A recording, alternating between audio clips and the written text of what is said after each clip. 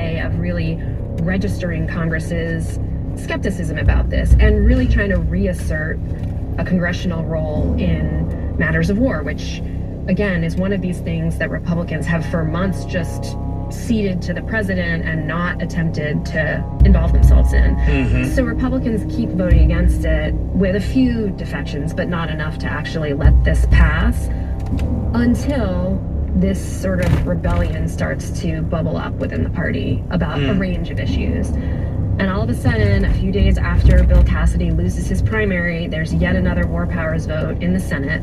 And guess who switches his vote and votes with Democrats to insist that Trump come to Congress for authorization? Mr. Cassidy, aye. Bill Cassidy. I actually support the goals that the president initially laid out. That it was going to be 2 weeks. It's obviously going longer than 2 weeks. So just tell the American people. That's for reality. What does the fact? And that is enough to put the resolution over the top, and the Senate now has to take it up and has to eventually vote on it. And then before too long, This is a 5-minute vote. a war powers resolution comes up in the House, which is a much more conservative body where the leaders have a much tighter rein on their people.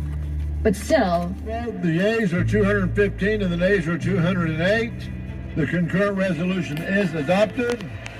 enough Republicans defect and join Democrats to pass the resolution. Congress alone declares war. That's something that we have to be, certainly protective of. And essentially say Trump has to withdraw forces or come to Congress for authorization. And the key crossover votes came from Republicans who are in competitive districts. They're concerned about the war. It's gone on too long. It's costing too much. They want to see an end game.